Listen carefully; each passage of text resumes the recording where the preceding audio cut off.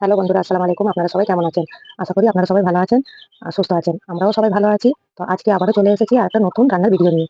আমি যেরকমটা করে রান্না করে খাই আপনাদের সামনে সেরকমই আমি দেখাচ্ছি। তো আজকে আমি রান্না করব কচুরলতি দিয়ে চিংড়ি মাছ দিয়ে। আমি কালকে একটু বাজারে গেছিলাম, তো টাটকা টাটকা কচুরলতি দেখতে পেয়েছি, তাই আমি কিনে নিয়ে এসেছি। আর চিংড়ি মাছ আমার ফ্রিজে রাখা ছিল, আমি সেটা দিয়ে আজকে কচুরলতি দিয়ে রান্না করব। এই দেখুন বন্ধুরা, আমি এরকম করে একটা একটা করে কেটে নেবো। এগুলো কাটতে কিন্তু খুব সহজ। এই যে বন্ধুরা, সব কাটাকুটি করে নিয়ে এসে এবার চলে এসেছি রান্নার কাছে। আমি আগে থেকে সব কেটে সব রেডি করে বসে রেখে দিয়েছিলাম, দিয়েই এখন রান্না করব। আপনারা সবাই দেখতে থাকুন। তেল দিয়ে দেবো। তেলটা গরম হবে, তেলটা গরম হয়ে গেলে চিংড়ি মাছগুলো একটু ভেজে নেব।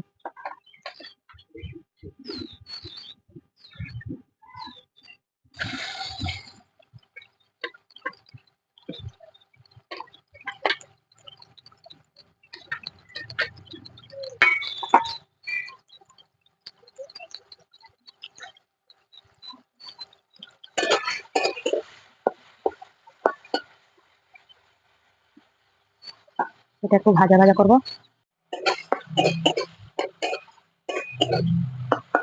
আর একটু লাল লাল করে ভাজবো।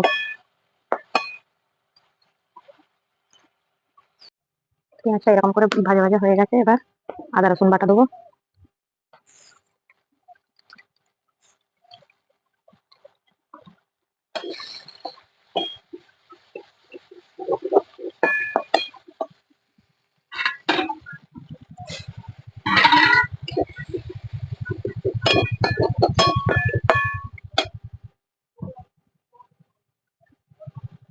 ধনে গুঁড়ো, লঙ্কা গুঁড়ো, জিরে গুঁড়ো, হলুদ গুঁড়ো। এবার এটাকে একটু কষাবো।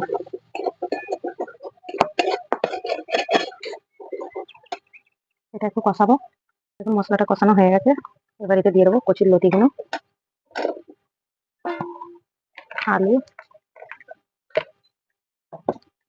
পেঁয়াজ। আজকে আবার জানেন রান্না করতে করতে আবার বৃষ্টি চলে এসছে। এখন এক ফোঁটা করে বৃষ্টিটা পড়ছে।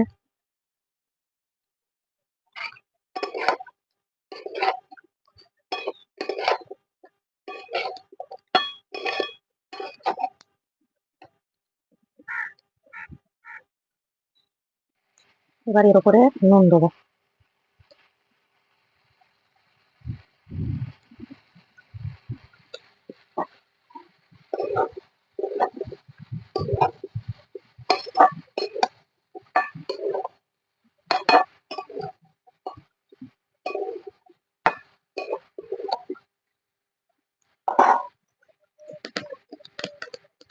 ভাজা হয়ে গেছে, এবার এটাকে নামিয়ে নেবো মাছগুলোকে।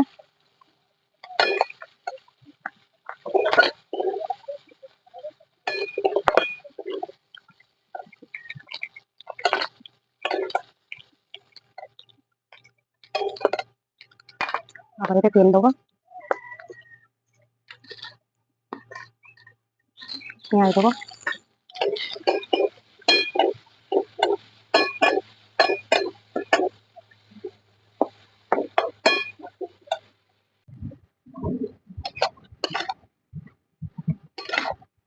এবার এতে চিংড়ি মাছগুলো ঢেলে দিয়ে দেবো।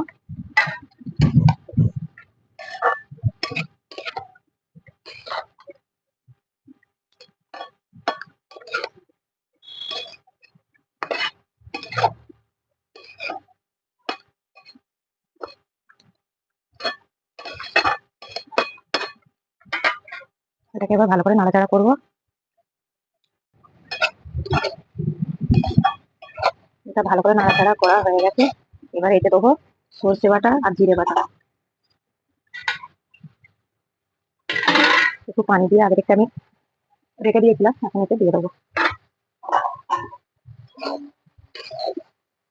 দিয়ে ভালো করে নাড়াচাড়া করবো।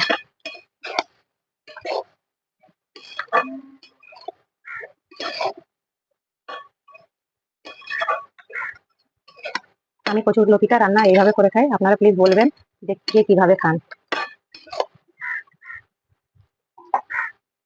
এবার এতে হালকা একটু পানি দেবো। পানি দিয়ে আমি ঢাকা দিয়ে দেবো।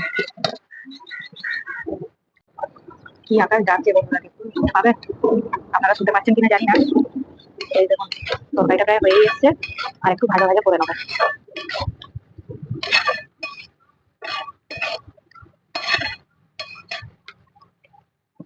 আর একটু ভাজা ভাজা করে নেবো। এরকম বন্ধুরা, আমার রান্না প্রায় কমপ্লিট হয়েই এসছে। এটা একটু ধনে করে দেবো,